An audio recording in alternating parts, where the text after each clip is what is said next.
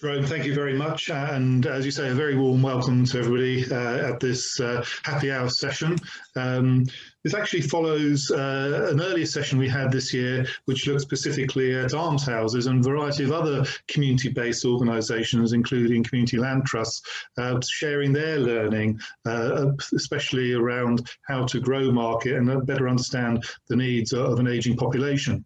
But for this session, we're very much looking at different forms of collaborative forms of housing, very much in tune with what the HousingLIN has been describing as collaborage. And for those of you who aren't aware of collaborage, it is a term that we've coined to look at a variety of ways that, whether working in housing or care or in health, but how do you look at the well-being of your local community across all ages, and what are the key aspects and the key lines of inquiry for looking at collaboration. If you haven't come across it, do have a look at our website. We have a directory of a load of examples across the UK of where there are really high quality, good outcome led organisations running collaborative approaches to housing with care. But today we're focusing on community-led housing, and we're delighted to have a real sort of powerful lineup for you, including Leigh Pearce from the Natiowide Foundation's Chief Executive. Unfortunately, Leigh couldn't join us at our annual summit back in December, but so I'm really delighted that you could join us this afternoon and talk about upping the game around community-led housing. And then I'm also delighted that we could be joined by both academics from the LSE and the University of Bristol, and Jim and Karen in particular. You may have noticed earlier this week we published a viewpoint of their NIHR Social Care Research Council funded piece of work, and I know Jim and Karen will be drawing attention to that in this presentation. And they'll be hotly followed by Allan and Claire, looking at some of the cooperative values across the Welsh examples through the Wales Co-operative Centre. And again, Claire, many thanks for your blog that you published and we released yesterday, which looks at your forthcoming findings of the work you've been doing. But you don't want to hear about me, we really want to hear about what you have to offer. And as Jerome says, please, if you're watching, please do use the chat box, but particularly use the Q&A function to post any questions, and there'll be plenty of opportunity later in this happy hour for us to go through those. So without further ado, Leigh, can I hand over to you? Absolutely. Thank you very much. Thanks for the introduction, and thanks to you, Jeremy, and to the HousingLIN for hosting today's event. It's always great to be involved in a happy hour, and it's also always good to be involved at an event where people are so interested and passionate about community-led housing. We've got a great turnout to today's event. I'm really pleased to also be here with representatives from the Wales Co-operative Centre. We have worked with the centre for a while now, and I know they'll be able to inspire you with the work that they're doing across Wales. In fact, an observation that I repeatedly make is that there's a big difference in the energy and positivity levels that there are at CLH events compared to other housing events that I get to attend. Instead of feeling exhausted and overwhelmed by the scale of the issue, I always leave a CLH event feeling inspired, energised and positive about the future, and I am sure that we will all be feeling that in an hour or so's time. At the Natiowide Foundation, we have a history of focusing on the root causes of social issues and believe that poor quality, insecure and unaffordable housing is a blight on our nation and is the root cause of many social issues. Our Decent Affordable Home strategy aims to do pretty much what it says on the tin: increase the availability of decent affordable homes. And we do this by influencing changes to the broken housing system. And we've been working on this since 2013. Our strategy encompasses three different areas: transforming the private rented sector, nurturing ideas to change the housing system, and backing community-led housing. It's through these three programmes that we believe the housing system can be rebalanced and redesigned to meet the needs of our nation. And our work on community-led housing goes back further. We've supported the sector since 2008, and we're absolutely convinced of the transformative power that CLH has for individuals, families and communities, and for our housing system as a whole. So this afternoon, there's kind of two key points that I want to talk about: the local level action that community-led housing groups have been driving forward in spite of COVID-19, and some of the recent evidence that highlights the true power that community-led housing has at a national level.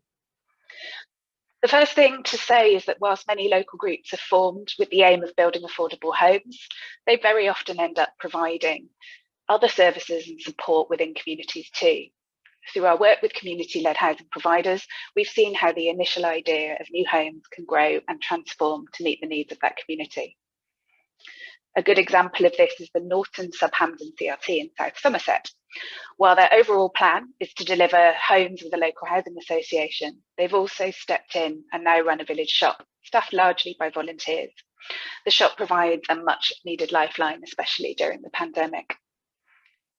Another example is an organisation in a very different context, and that's Heads Together, a group that formed in Croydon to build new homes and bring dilapidated buildings back into use. While they're doing this, they've also created the Heads Together Community Food Hub package, packing and delivering much needed food parcels across the area, a really proactive response to the needs of their neighbours, especially in the last year.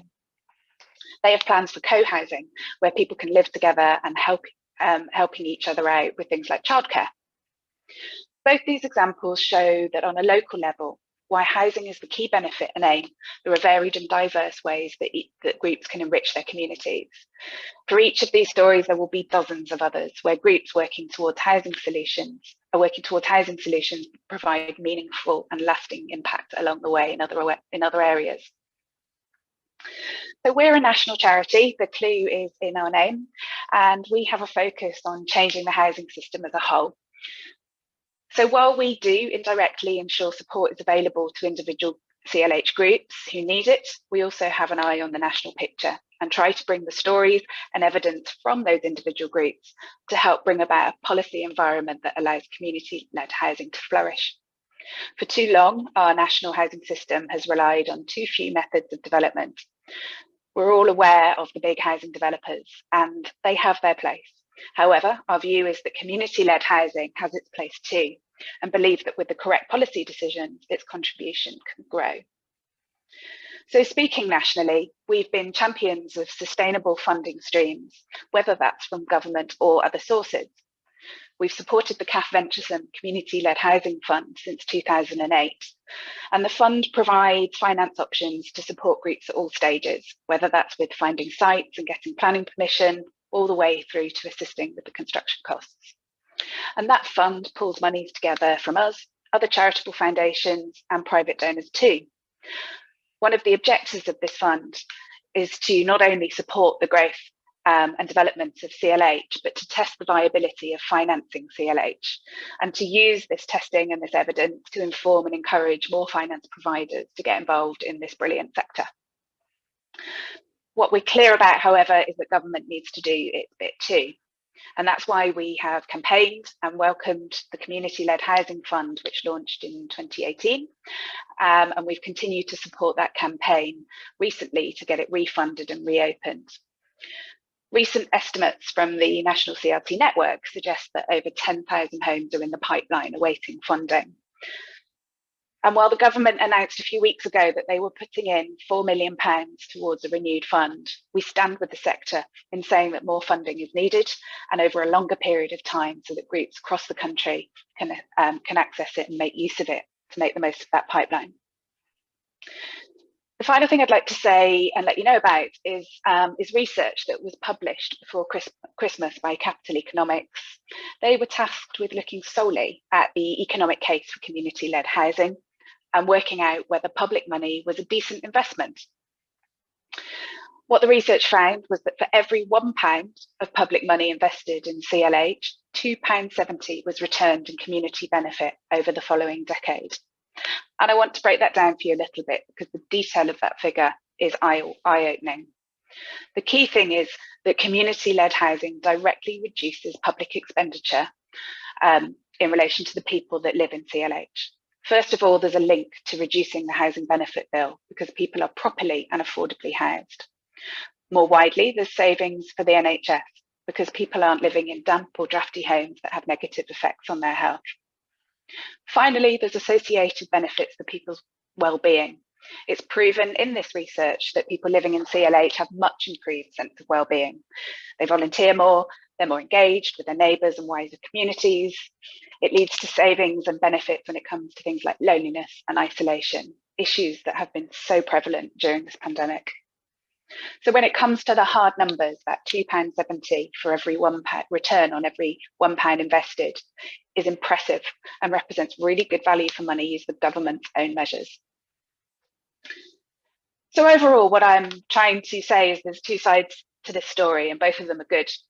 One is that hyper-local view that sees the ways that community-led housing groups are transforming individual communities. And the other is a national view underpinned by evidence that shows just how much community-led housing can contribute. Given the situation that we've all lived through and are living through with COVID-19, the well-being and health benefits of our homes have become obvious. Those of us lucky enough to have the space, security and comfort will never again take it for granted. Those that don't have found themselves in an unimaginable position. It's clear to me that one of the ways that we can be sure that overcrowded and poor quality homes become a thing of the past is by putting the power back into the hands of communities to provide their own housing solutions. Funnily enough, when you're building homes for your neighbours, you're far less likely to plan unacceptably small houses with very little natural light or access to outdoor space. So for me and the Natiowide Foundation, the pandemic has only made it clearer. Communities creating homes they need at prices that local people can truly afford must be a key part of a reformed and rebalanced housing system. I'm really looking forward to hearing from the other speakers, so I will now finish and hand the baton over. Leigh, thank you very much. A really powerful opening address, and I think you really articulated both your own personal passion, but also the Foundation's commitment to this area of work. And I think the facts and figures that you highlighted around sort of the savings to the public purse and the health and well-being issues are really pertinent, especially under COVID. I know that our other speakers will pull some of that out and show some of the research that they've done to evidence that as well. I note that there is a question in the chat box. I'm just going to have a quick look because all I can see is that there is a question for you, but I can't actually see the question itself. Jerome, are you able to help me there, or is Elaine Hollerhead able to be to present it herself? Yeah, no, I think Elaine didn't finish typing the question, so. Okay, Elaine, if you wouldn't mind sort of typing it in full, that'd be great, and we'll come back to that later on if that's all right, Leigh. Oh, here we are. Hi.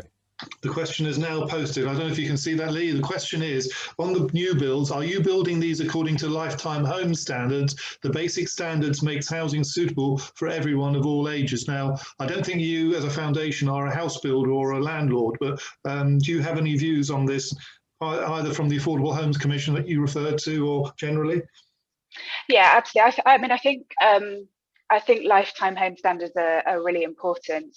And as you say, we're not directly building homes. We are supporting others to do that. What I do know is that community-led housing, the standards of community-led housing are high. They're built with the local community in mind and really with the needs of the people that are going to live in them at the absolute heart of what they're doing. So I don't think I can provide an answer for every single organisation or development that we've been part of, but I do know that that standards are very high. Oh, well, thanks for that. And perhaps if I can just enter just part of the conversation, for those people who aren't aware, the HousingLIN work very closely with a coalition called the Home Coalition, led by HAPPI and the Centre for Ageing Better, to really champion the need for better accessibility standards as part of the government's consultation. And so we very much hope that the government in this spring will make some announcements around lifetime homes and Part M4 too. And for our colleagues in Wales, you may have noticed the Welsh Government launched their Welsh Development Plan this week, which commits themselves to lifetime home standards. So that's really great news. But Leigh, on behalf of the LIN and the team, thanks very much. And we'll come back to you again in the roundtable discussion later. So without further ado, I'm going to pass over to Jim and Karen. So welcome, and thanks again, as I said, for your viewpoint that we were able to publish earlier this week. Great, thanks, Jeremy. Thanks a lot. Can you hear me? I think I'm muted. So thanks for having us and giving us this opportunity to present our recent research on community or collaborative housing during the COVID-19 pandemic. And thanks also for publishing the Viewpoint piece.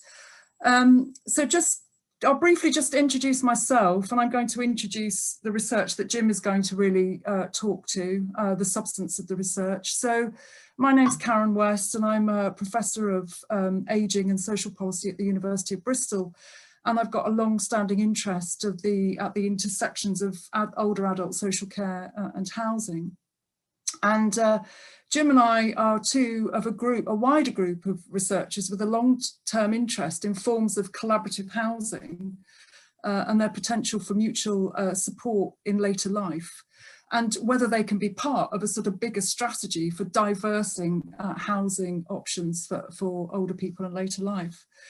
So we've got a couple of projects running at the moment. Actually, we're just in the process of completing a study for the Ministry of Housing, Communities and Local Government, which has been led by our colleague Kath Scanlon at the London School of Economics, on community-led housing and loneliness, which consisted of an online survey that drew more than 200 responses from across 93 community-led housing groups across England and Wales, which I think I'm right in saying is probably the largest survey of its kind to date.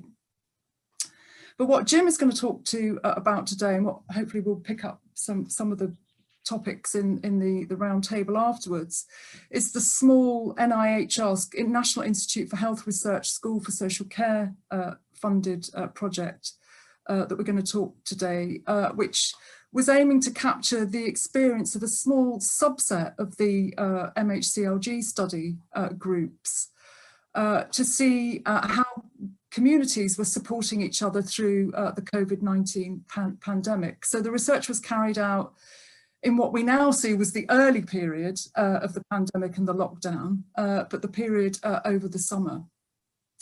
But this was also a chance for us to do some groundwork for a bigger 30-month study that's starting next week, in fact, that Jim and I and the other members of the team are also involved in, and which Jeremy's also involved in, which is exploring the potential for ageing care and mutual support within collaborative housing communities.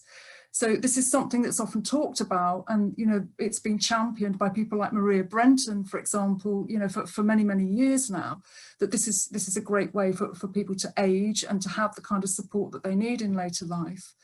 But what we've really been lacking is a kind of solid evidence base for that claim. So that's the research that we're going to be carrying out starting next week. And we've got a long list of potential case studies for that, but we're open to suggestions from you and others about schemes that might be off the community-led housing sort of radar, as it were. And we're particularly interested in hearing about mutually owned retirement communities, for example, or specialist housing with a high degree of tenant self-management. So if you've got any suggestions on those, we'd be very happy to hear about them. So I'll hand over to Jim now, who will talk to you about the SSCR community-led housing and COVID study. Thanks, Karen. So so we carried out this research in June and July last year, as Karen says, first and foremost as an extension of some work that we're already doing looking at collaborative housing and loneliness. We aimed to capture the experience of the time, because back in June last year we were thinking, well, this pandemic's going to be over shortly. This time next year we probably won't be thinking about this at all, but didn't turn out that way, of course. We sent an online survey out to all the groups and contacts that we had who'd agreed to or showed an interest in doing research following up from our previous survey that Karen's mentioned for the MHCLG. For this piece of work, we had responses from 18 groups and did follow-up interviews with 11 individuals. And that included 3 projects who were specifically senior co-housing schemes, but also a wide range of other models which had older and younger members. So although many of you will already be familiar with the models and definitions, I think I'd like to just, if I can move on there. I think it's worth asking at this point what we actually mean. And when I say we, me and Karen and the team define as collaborative housing. We've chosen to use a slightly different term from community-led housing. I'll try and explain why, but it's to encompass a wider range of potential schemes. We have included co-housing, community land trusts, and smaller self-managed housing cooperatives, as well as other models. But what we're looking for in our forthcoming research and in the research that I'm talking about here, the key is that it's self-managed by its residents. It's of a physical design that supports social interaction, which usually includes shared space and resources, and it's of a size that encourages a sense of community, which we use as a rule of thumb, no more than 40 households, no fewer than 10. That's not always exclusively the case, and actually wasn't the case in every single one of the examples in our current piece of research. So Karen did actually mention this already, but we feel we have a pretty good selection list for the planned research that we're going to be doing over the next 30 months. But given the large audience of that includes, I'm sure, a lot of specialists out there, we're keen to throw this open, and we do welcome suggestions for schemes that include older people that might come under this definition. So I'll put my email on the last slide here. So please do get in touch if you think there might be a scheme that we wouldn't normally be aware of. So the findings themselves. First of all, it's worth saying that, of course, there were challenges for groups. The first thing to acknowledge is that the whole nature of collaborative housing, really, where living in close proximity and sharing space socially is exactly the point of these schemes. They obviously presented challenges for the collective life of each group. For most, this meant restrictions on use of indoor shared spaces, putting stricter cleaning rotas in place for communal areas. And to some extent, for some groups to a greater extent, it meant retreating into their individual households with a real restriction on group social life, unfortunately. I've put this, I don't have many slides, only a couple, but I've put this one up. It's Brandram's Co-op in South London, just because I love it. It's what you can't really see in this space. This is their main atrium space, but in the photo you can't really see that there is no roof. It's technically an outside space, and the group made great use of this and still do over the period of the pandemic, which we're still in. So there were sometimes tensions over how the rules worked for outside spaces, but I guess as for all of us, one of our findings was that these settled down as time went on. People worked out how to not get around these, but the rules, but work with them. Some of the smaller groups, generally housing co-ops, lived quite communally, and sometimes they were sharing kitchens, bathroom facilities. So they obviously had a particular challenge, but what was impressive to see was how the members, through the commitment that they had to each other, just how far they were willing to adapt their own lives in support of in each case, the one or two members who might have to shield, and interestingly, not always the older members, which I'll come back to. One thing that was clear from our findings was just how much the lockdown rules had an inbuilt assumption that we all live as nuclear families. And I know that didn't work for most of us, let alone collaborative communities who'd set out explicitly to do these things. And I think that still applies even with the introduction of the bubble system.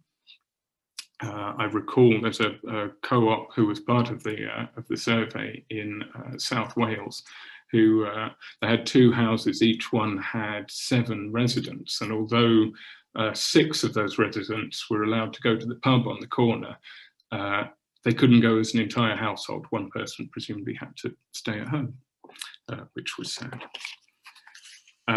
So I guess I've talked a little bit about the negatives, but I think these were definitely outweighed by the benefits of the communities that we had contact with. The physical proximity of the homes in the different schemes and the arrangement of the shared outdoor space were an enormous positive. It meant that group members could maintain social contact to an extent that just wasn't possible with family and friends elsewhere. The slide that I've already got up from Brandrums, you can see what a useful space that has been. It unintentionally allowed all the residents, there's some 40 residents there, to pretty much hang out and socially distance quite easily. One thing that was really notable about this scheme is that they'd have a Saturday night sing-along, which I thought was like when I first talked to them, would be like the weekly clap, that they do it for 10 minutes, but these things went on for 2 or 3 hours and lasted over a period well beyond the first lockdown, 3 or 4 months apparently. Overall, 13 of the 18 survey respondents were clear in saying that they'd benefited mentally and emotionally from being part of their community through the first lockdown. Similar majority also reported not feeling significantly lonely over the same period. We've been asked a question quite a lot. I was discussing this with Karen just beforehand, actually. She was saying, what if we get asked? But a couple of people have said to us, well, this is great, but surely lots of neighbourhoods pulled together during the early days of the pandemic. Did these groups really achieve something more than that? And I'll talk about some other aspects, but if we have time, perhaps in the Q&A, there's something that I wanted to mention in terms of some quantitative data that we do have a positive indication for community housing on that one. Just talking briefly about examples of practical care between individuals. It was clear from many of the groups that we looked at that there was a level of practical mutual care, of looking out for each other, that I think clearly went beyond what occurred in most neighbourhoods. But one of the big pluses was that groups already had a formal social infrastructure in place.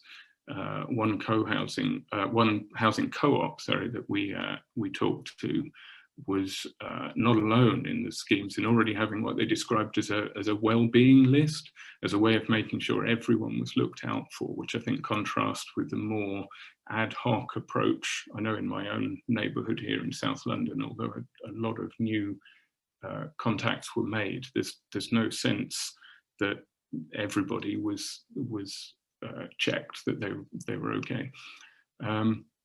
Further, given that not all the groups had any formal commitment to practical care, it was striking how many of the groups went beyond even what agreements had been made.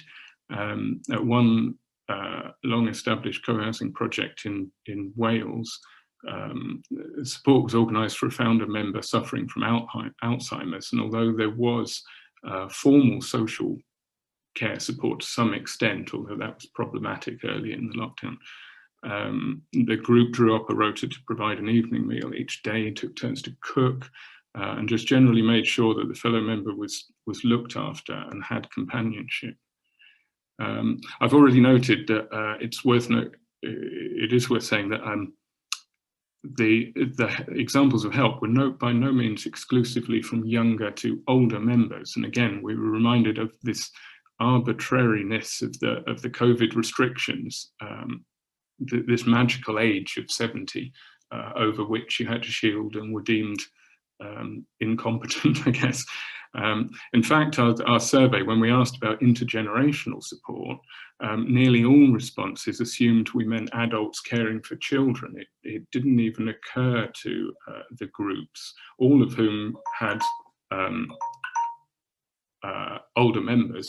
Didn't seem to occur to anyone that there should be this kind of arbitrary cut-off in that sense.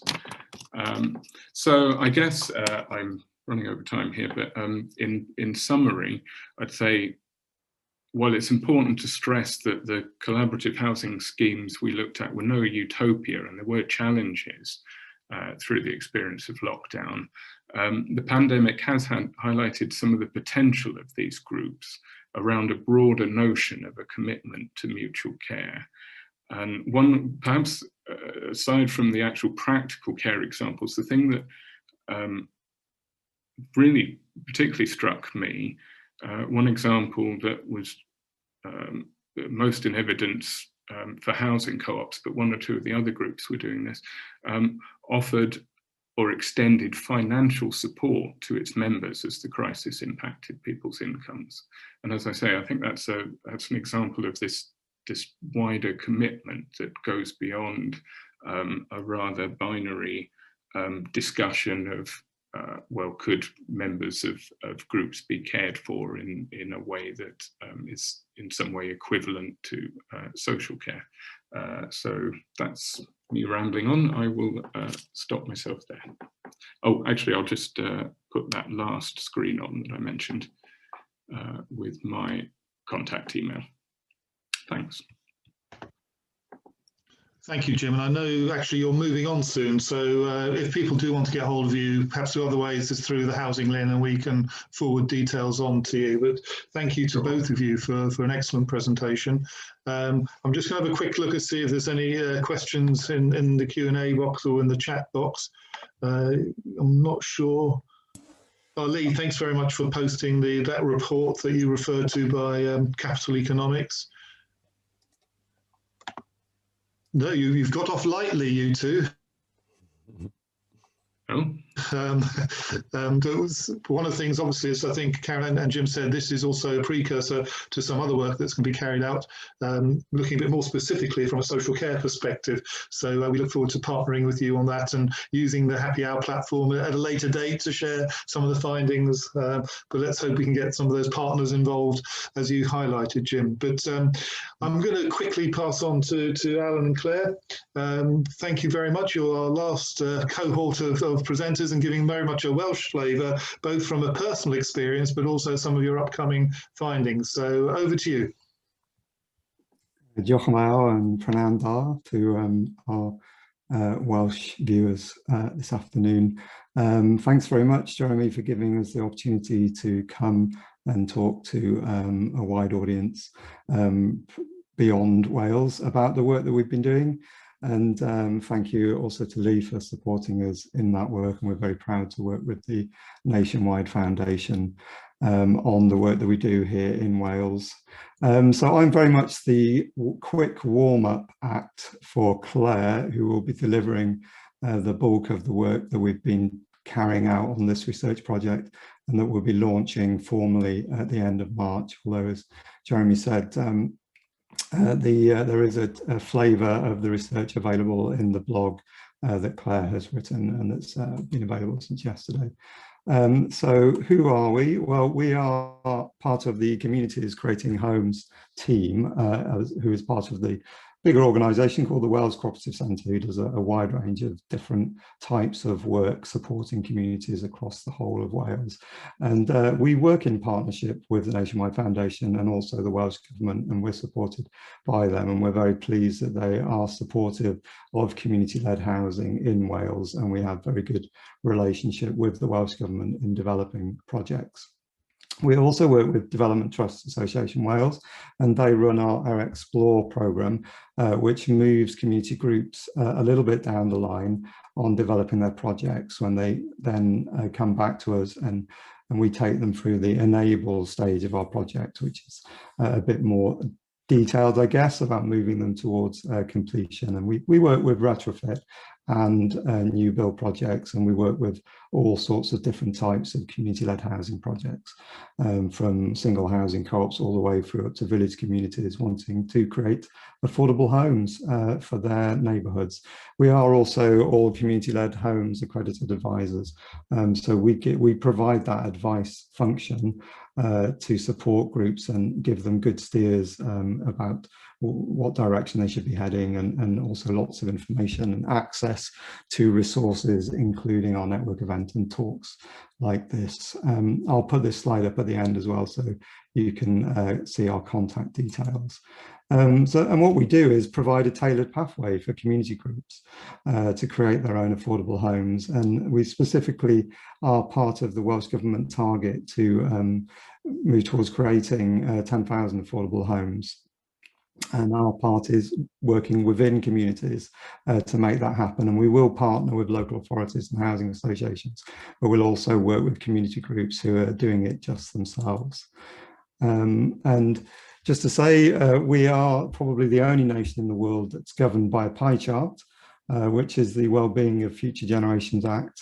This is an incredible legislative achievement that only exists in Wales. And all the work that we do as an organisation is based around the principles of the Wellbeing of Future Generations Act, and specifically the 5 ways of working there, which you can get a glimpse of on the screen. And we feel that that ties in really well with community-led housing as well, because that's naturally what community-led housing is working towards. Also thinking about the well-being of current generations. This is from Powys County Council, who have their own health plan. This is taken from that, and I very much feel that these are all things that happen within community-led housing groups. Connect, be active, take notice, keep learning, be creative, and give. And I'd say that is representative of the development stage. We want to support community groups reach their wellbeing goals through the development stage of projects as well as living in them. And we will aim to do that with groups to make this process as nice and enjoyable as possible, because it is quite, as we all probably know on this call, it's quite a long process getting involved in community-led housing, or can be. This is very much reflected in the results we get from our annual survey every year, which Claire puts together and brings all the facts and figures back to us on. And I just point to there that 40% of people are doing this because they want to live more cooperatively, which does involve all the things that Jim's just been talking about, and many other benefits as well. And we also, because it's well, not just because it's Wales, but we have a lot of interest in environmentally friendly ways of living. We're a rural nation, and I think there's most of the land mass of Wales is rural. So we've naturally got an interest in land-based community-led housing projects as well, and also bringing back unused buildings into use. I think that's really important context. So this is the housing co-op that I lived in during the first phase of the pandemic, the first lockdown, and it's one of the groups that we've been supporting for a long time, long before I was involved in the project. It's the Machynlleth Housing Co-op. It's I guess an example that's quite common across Wales, a small housing co-op with 1 or 2 houses, one of them's owned and one of them's leased. We have 11 members, so we had the same problem that Jim was referring to, that we, well, actually we didn't, because there's 5 and 6 in each house, so we could go out and socialise, but we couldn't meet the 2 houses together for a very long time, which was a problem for us because it changed our dynamic. And we were only, because we're a joint housing co-op, we have a monthly meeting, but we were able only to do that on Zoom for several months, which was difficult to say the least. So we lost a bit of that sense of connectedness between the 2 households. But I would say that as individual household, the household that I was in, we got very much closer over this time. So almost a year ago, during Easter, I put together a short video of our experience during the lockdown, and I thought, just to kind of finish my part of the presentation, I'd share that as a direct experience. I'm not going to play the whole thing because it's 3.5 minutes long, but I'll just now give you about 90 seconds of that as a kind of taster of what we were experiencing as a group. Obviously, this is just one group and there's lots of different responses during the pandemic, and that will come out in the presentation that Claire will give after me.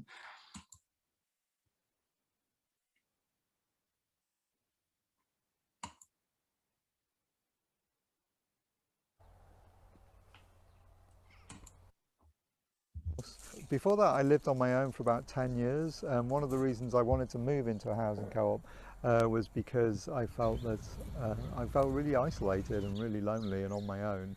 And I felt moving into a housing co-op would be a great way of having housemates, but also having that autonomy that I, maybe specifically as an older person, wanted to have about my living arrangements. One of our housemates is Italian, and he's been really missing home because traditionally he goes back home for Easter and spends the Easter weekend with his family and friends, and they have a whole series of celebrations that are going on throughout the Easter weekend. But we've been trying to recreate that. We're able to look after each other and keep each other's spirits up, and we've obviously got this big garden space, and we've all been working in the garden to grow food. This weekend we were separating the strawberry plants because we've had a lot of extra strawberry plants grow over the year, and we put those out the front of the house with a sign saying Happy Easter and please help yourself. But it seems to me that this is the most important time to think about community, because it's communities across the country, across the United Kingdom, across Wales, that are keeping each other sane and happy and in some cases fed, and that's. And I think I'll leave it at that. But seems really important. Beg your pardon, because of time, and but that's available through our Communities Creating Homes YouTube channel.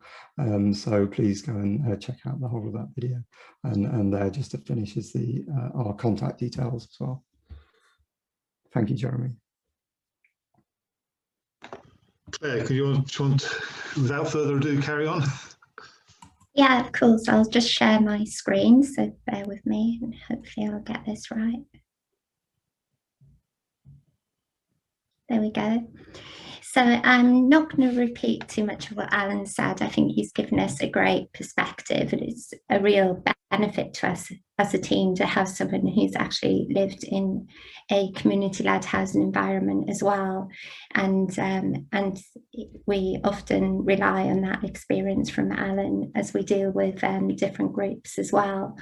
So as Allan said, the Communities Creating Homes, we're the housing hub for Wales essentially, and it's made up of accredited community-led housing advisors, but our motivation runs far deeper. Like many of the hubs in England, it's far deeper than enabling groups to create housing units. It's about enabling them to create communities, which I think reflects some of what Leigh said as well. And in turn, we want to influence the external environment, including government policy and the housing sector in general, to make it easier to create viable community-led housing schemes.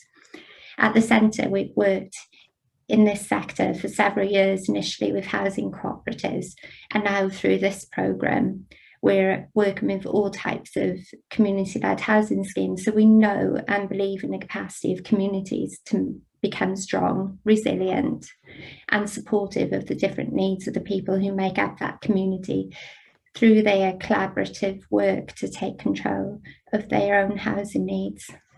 So before looking at the most recent research into the experiences of community-led housing residents in Wales during lockdown, I'm going to ask you to cast your mind back to a very different time to what we know today. Autumn 2019, PC, you might want to call it, so pre-COVID, we published a larger piece of research where community-led housing residents told us in their own words how they thought they benefited from living in community-led housing schemes as opposed to other types of housing. And I've listed some of those there. And in that piece of research and in the more recent piece of research, which we're publishing at the end of the month, it was really important to us to get that voice of community-led housing residents heard. We can often have various statistics and so on, but what's really important to us is actually hearing the voice and hearing it from the horse's mouth, as it would, you could say. So it's significant to say that with this piece, with the initial piece of research, it included people who were parts of groups just starting out developing their schemes, and included groups from outside of Wales. However, it does reinforce how universal the benefits of this way of living is. Little did we know that we would be in the midst of a global pandemic and subject to restrictions in our everyday lives to keep people and public services safe within 6 months of publishing this initial research. And just to say that in terms of what we mean as community-led housing, we've defined that as any housing scheme where community has taken the lead role in providing housing solutions for people in need. So the research that we're going to publish at the end of next month, a year after we first went into lockdown, and while many of us are still in lockdown, I think restrictions are lifting at different times in Wales as opposed to England, so we're all sort of moving at different stages in that way. But for this piece of research, we commissioned the Social Effectiveness Research Centre to deliver on a brief to ask residents about their experience of living in their schemes during the pandemic, specifically how they felt during lockdown and what could be attributed to the cooperative values of living collaboratively within their community. And I think our findings really do echo those described by Jim earlier as well. So while all of the benefits can be linked to a greater sense of well-being, some of which were very practical in nature and reflect that the members of different communities had different care needs. For example, they may have been shielded, meaning they couldn't get out to the shops or pick up prescriptions. And we did see that people were getting that practical sort of help that they may have struggled with in a different sort of living situation. For others, living in their community meant they could enjoy more space than they may have been able to afford if they were living on their own elsewhere. And these benefits can be summed up in the residents' own words, which I've shared here, so I'll let you read that rather than read it out to you. But as we look to build back better, to coin the phrase used by some politicians at the moment, and reach the other side of the pandemic, benefits such as these, where supportive intergenerational communities demonstrate that there is a different way of living, inclusive of taking care of others and ensuring that housing and any communal space within it is designed to add to the positive well-being. That strengthens the argument for more people taking the lead in their own housing solutions. Community-led housing comes in all shapes and sizes, and I challenge anyone to find two communities that are the same. They all have unique characteristics, but what this research shows to us is the strength and resilience of communities that are made up of people from all parts of society.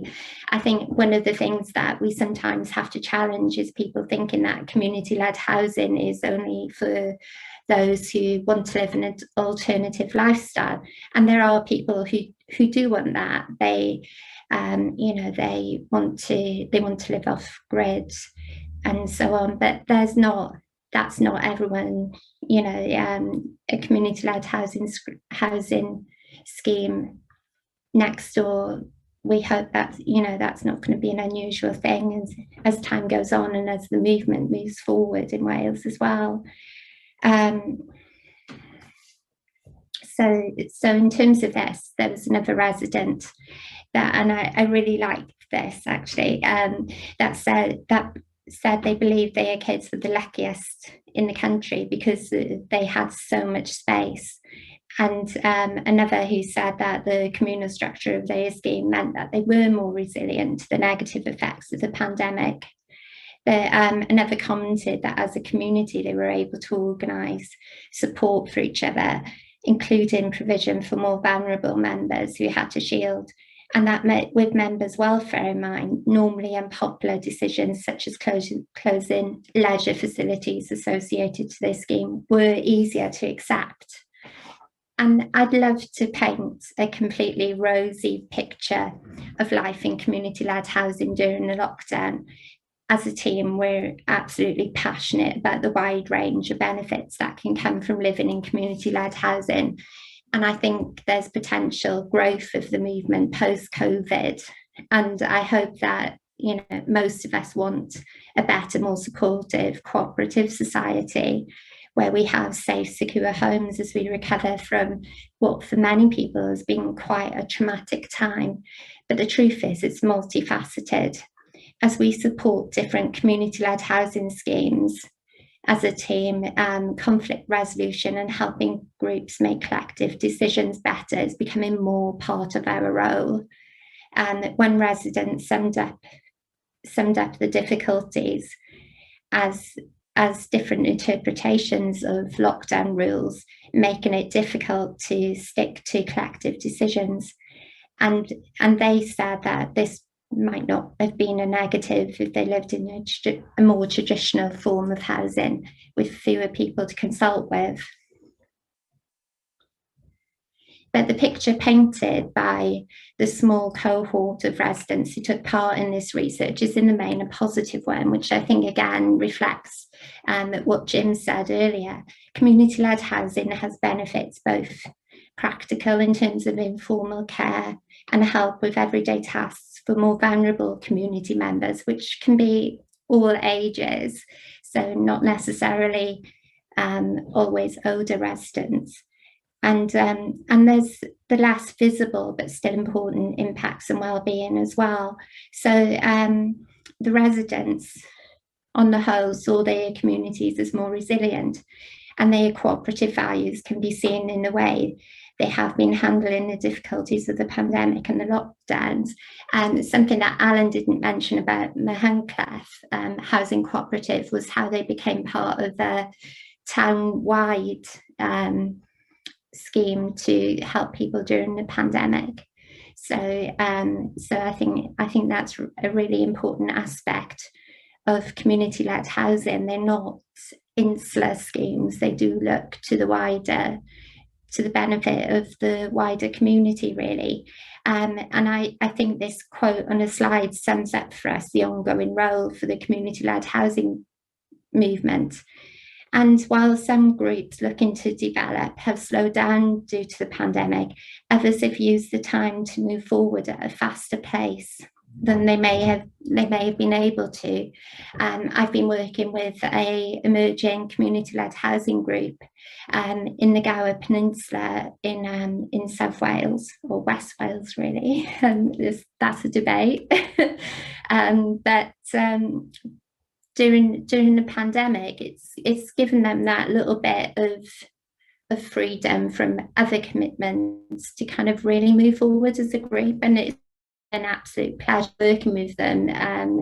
They're a very mixed group that can, you know, all different ethnicities and ages, young families, local business owners and so on, who are really embedded in the community there.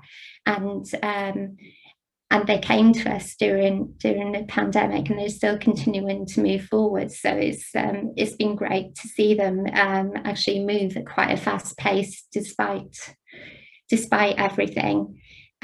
So just carry on, almost there. So when we published this research at the end of the month, our new awareness campaign is actually up and running now with a new message focused on communities, and more specifically communities that care. It's very much a message to reflect current times, and I think the key message for me is that it takes a community to create a place called home. So that's That's me done. I'll just stop sharing my screen, and you can see some of the contact details which Allan also shared earlier as well. Oh, thank you very much, both of you. Really powerful messages there from Wales, but also I think there's resonance beyond Wales as well of a lot of some of the issues that you've highlighted. So thank you for that. And I know that you've also, all five of you, have sparked lots of conversations, both in the chat box, but also in the Q&A discussion fora. And many thanks to those of you who've managed to respond to some of the queries in the meantime. Leigh, thanks for posting that economics report up. I think earlier on there were some real questions coming from Neil and Maria about, what is that economic evidence and wanting to get hold of that. Is that a public document? It is, yeah. The link that I've posted takes you to that document on our website. Thank you. So yeah, absolutely. Yeah, so again, really important in terms of those people who are wanting to build the evidence base and use some of the financial modelling that you've referred to. There was also some really interesting questions around, thinking about more diverse communities, and I think Claude was there, or did I pick that up earlier on? Was talking about whether that's something that's been thought about in any of your work. Are you able to respond to that? I can say something about that, Jeremy, if you like. Yes, please. Yeah.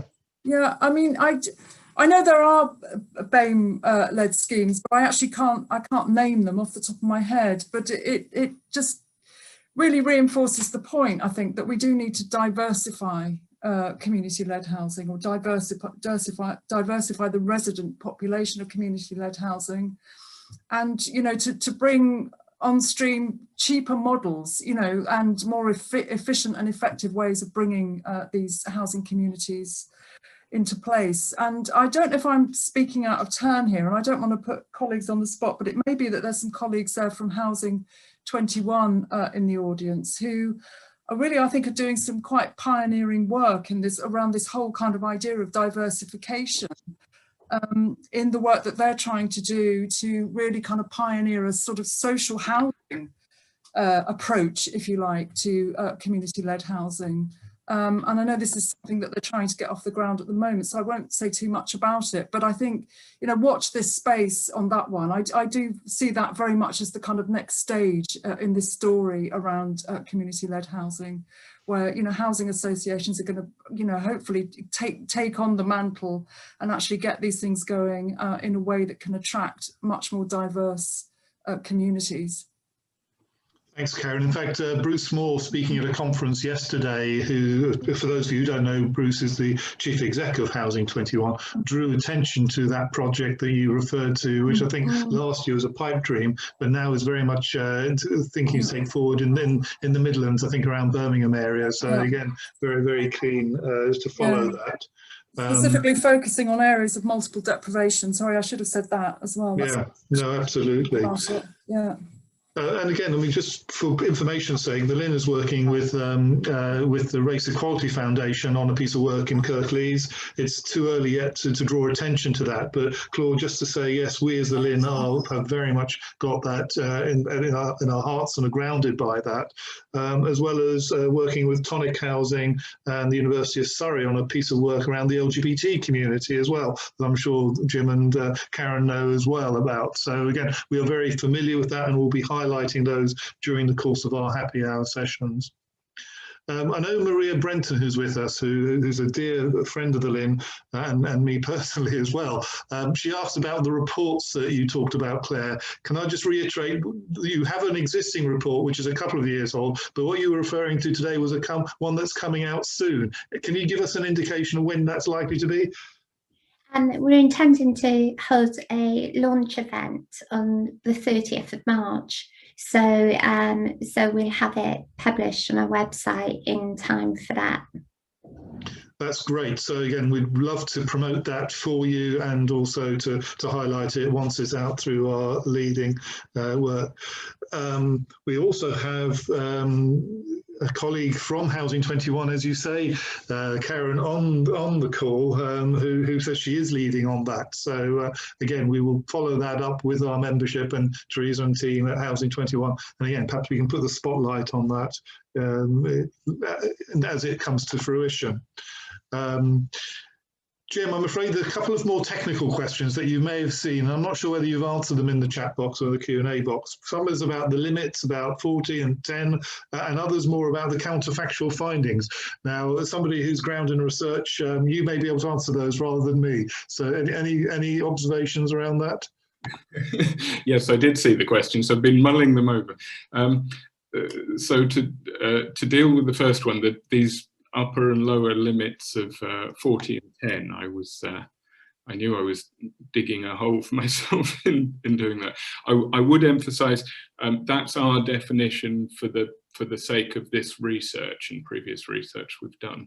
One of the reasons for putting the upper size limit, is following the thinking of the co-housing movement over many decades that groups that are bigger than that size are very difficult to hold together as a single identity, and as a feeling of neighbourhood. I know Maria would have a lot more to say about that if she fancies chiming in. But also, when we were trying to draw up lists of potential schemes, both for the original loneliness research and the work that we've presented today and the forthcoming work, one of the problems we were faced with is that there are long listings for UK co-ops and other organisations that sometimes have been purely housing transfers and tenant management organisations, which, while very valid, can be thousands of homes sometimes. And in order to discount some of the larger organisations that, while they may be doing good work, don't self-identify as neighbourhood-based communities, we had to put a somewhat arbitrary number on that. I'm in no way suggesting that a project that's 45 households is an invalid community in some way. The lower limit as well was again kind of a practical thing, that in the research that we're doing, if we're aiming to come out of the research with recommendations for government support for stepping up community housing numbers, then we're looking at schemes of some sort of minimum size, even though a housing co-op could well be only a single household of 6 people. We've just put that, again, somewhat arbitrary lower limit in order to capture the slightly more substantial communities, if you like. But yeah, I emphasize that's our working definition for practical reasons. It's by no means a universal piece of thinking. And the other one, I like the word counterfactual. I'm not sure if it's but it did occur to me, as I said, me and Karen were talking about this earlier. We're working on the draft report currently that we're doing for the MHCLG, looking at loneliness. And what's important to say, whenever we do any of these surveys, we nowadays make sure that we include a set of standardized questions on loneliness and on well-being more generally, because we can then compare those, do actual quantitative comparisons with the UK population as a whole. And it just so happens that UCL has been doing a weekly survey as part of its COVID social survey since March, asking people every week those same questions about loneliness and well-being, and it's published by the Office of National Statistics. Now our MHCLG work also took place, the main survey, back in, I think it was March, April, Karen, last year. So we're able to compare, and that work included these 18 groups that I've been talking about today. So we're actually able to compare, if you like, I hate the word hard figures, but we're able to compare figures with our groups to national survey questions of loneliness. We're literally, a colleague is just doing the number crunching on that at the moment, and we hope to have a proper answer as we complete the draft report next week, but early indications are that there's a very positive result, that people living in community-led housing have a higher level of well-being and lower rates of loneliness than the rest of the population in the early period of lockdown. Jim, thanks very much for that, and that's really good. And I think, again, another really valuable piece of work that will come out, and again, that sort of growing that evidence base is really important. And perhaps some of the work that Leigh mentioned right at the outset, how we use this to influence funding mechanisms, investment streams, as well as communities, is really important, because we need to make sure that £4 million is boosted and made best use of as well. Leigh, have you got any comments from what you've heard? We've got a few more minutes. I'm just going to ask everybody just to sort of say a few final words, and then I shall do my summing up. It's been fabulous to hear about the other pieces of work going on, and it really seems like well-being and community-led or collaborative housing really come hand in hand, which is uplifting and reassuring in the world we've lived in over the last year. So it's, as I said before, it's just really positive. I am taking on board more around the question or the comment that Claude puts around diversity, and just, you know, looking at our screen today and looking at the housing in general. This isn't just about community-led housing, but housing in general does suffer and has an issue around diversity in terms of leaders. So I am taking away that one, staying with me as I leave today's event. Oh, well, thank you. And I think that's really a really positive message to take away as well. Allan and Claire, any sort of final thoughts? Yes, there's definitely lots of work to be done on diversity. I would share that thought from Leigh. And yes, on the numbers thing, I would say that in very rural communities, it's hard to get to that lower level that you've got 10 households or something like that. A lot of the communities I'm working with would struggle to get planning permission for that sort of number of houses, potentially. So there is thought to be had about where that figure relates to. Yeah, just wanted to share my own experience. I mentioned it a little bit in the video. I did come from a feeling of isolation to moving into a community, and I've had many benefits of my 6 or so years in the Machynlleth Housing Co-op, and it has completely changed my life going to live in that housing co-op.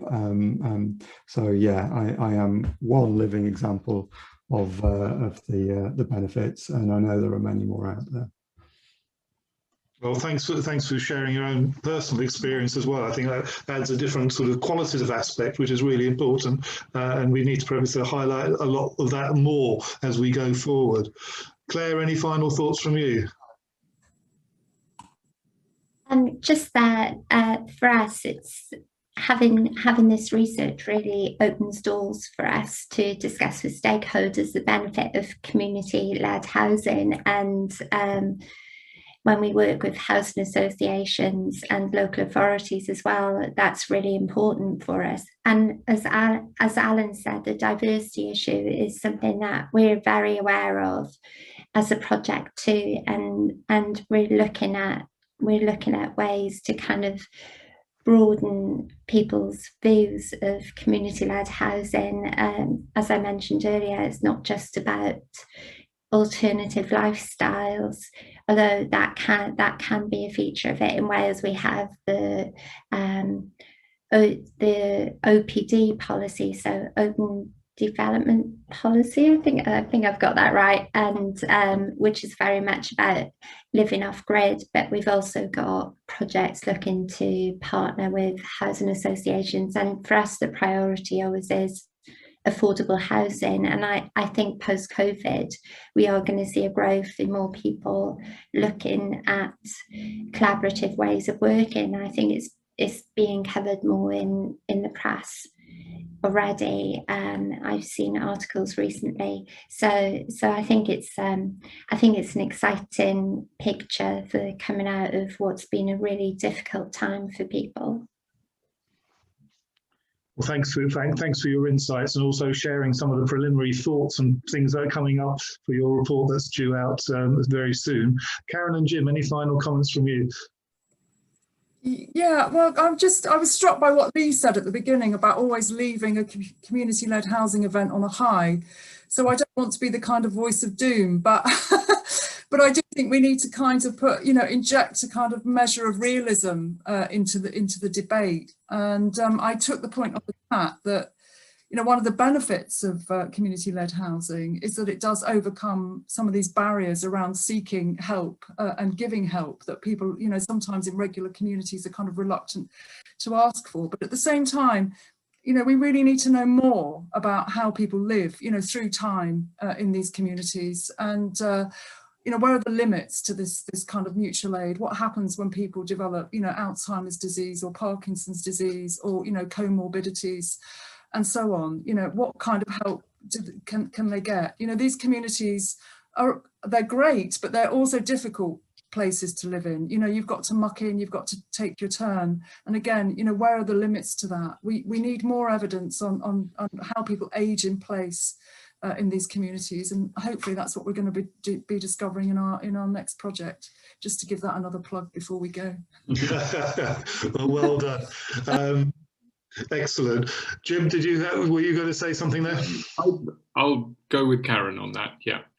Okay. Well, such a high. Thank you for all your participation. It's been a really exciting and interesting discussion, looking both sort of at a high level, but also looking very practically and drawing on that research.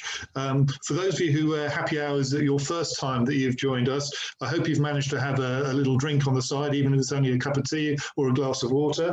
I'm afraid we don't provide any alcoholic refreshments, but you can go off and do that now. But we do have other happy hours coming up next month. We've got two in particular that we want to draw your attention to. One on the EU settlement scheme, which is very much about how people, EU nationals living here, what their eligibility will be for receiving care and support, but also if they are caregivers themselves in paid employment and the like. And we've got a session with ADAS and some housing operators, Accord Housing and Guinness for sure.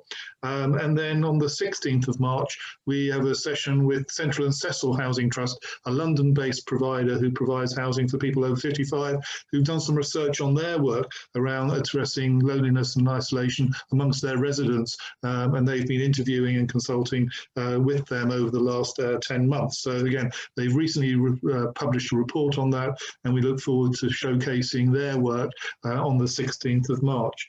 But on behalf of everybody here, can I again, once again, thank you for your time, and we look forward to following up on some of the questions in the chat box, as well as perhaps a future happy hour on this session as your particular projects come to fruition. So once again, thanks a lot, everybody. Bye. Thank you.